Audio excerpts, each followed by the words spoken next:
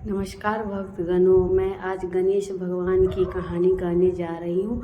आप लोग मन से सुनो, आप लोग की सारी मनोकामना पूर्ण होगी। यह एक गणेश जी की कथा है जो बहुत प्रचलित है, हमेशा से व्रत उपवास के समय कही सुनी जाती है।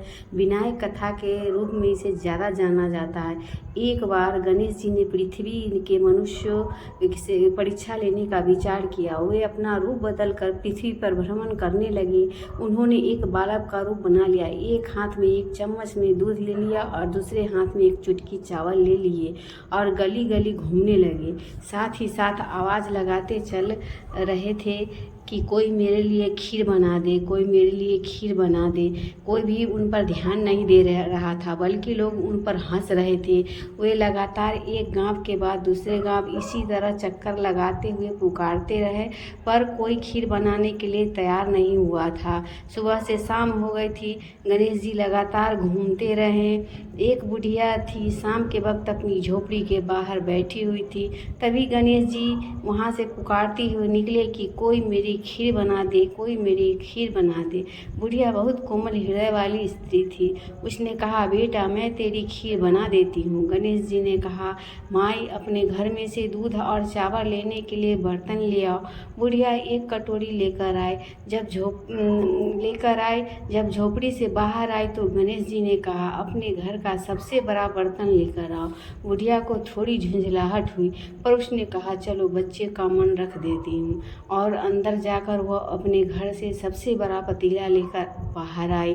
गणेश जी ने चम्मच से दूध पतीले में उड़ेलना शुरू किया। तब बुढ़िया के आश्चर्य की सीमा नहीं रही जब उसने देखा दूध से पूरा पतीला भर गया है।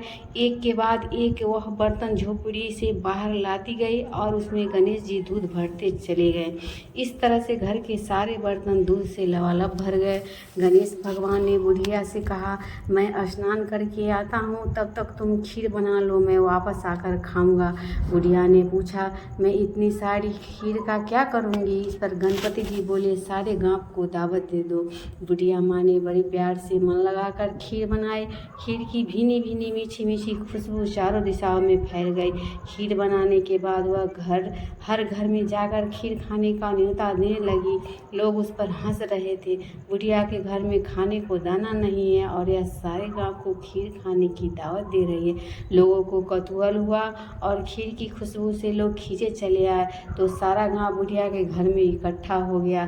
जब बुढ़िया की बहू को दावत की बात मालूम हुई तब वह सबसे पहले वहां पहुंच गई। उसने खीर से भरे पतीले को जब देखा तो उसके मुंह में पानी आ गया। उसने बड़ी जोर से भूख लगी हुई थी। उसने एक कटोरी में से खीर निकाली और दरवाजे के पीछे बैठकर खाने की तैयारी करने लगी। इसी बीच एक छींटा गिर गया और गणपति जी को भोग लग गया और वो प्रसन्न हो गए।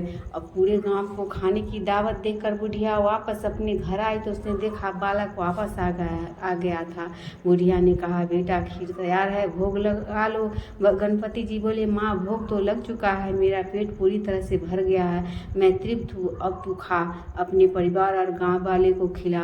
बुढ़िया ने कहा, यह तो बहुत ज़्यादा है, सबका पेट भर जाएगा, इसके बाद भी यह बच जाएगी, उस बची खीर का मैं क्या करूँगी? इस पर गणेश जी बोले, उस बची खीर को रात में अपने घर के चारों कोनों में रख देना। बुढ़िया ने ऐसा ही किया। जब सारा गांव जी भर कर खा चुका था तब भी ढेर सारी खीर बच गई।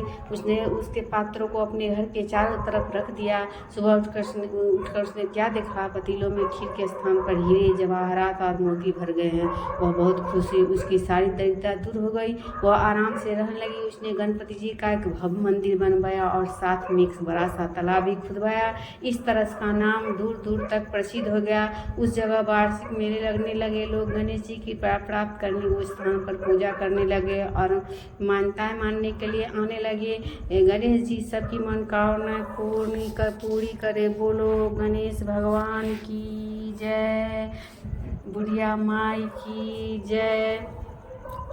कहानी के अंत में वही मैं आज यह भी शुभकामनाएं दे रही हूँ, कहते हुए सुनते को हुंकारे भरते को। जैसी कृपा गणेश भगवान ने बुढ़िया पर की, वैसी कृपा हम सब पर करना। जय हो गणेश भगवान की जय।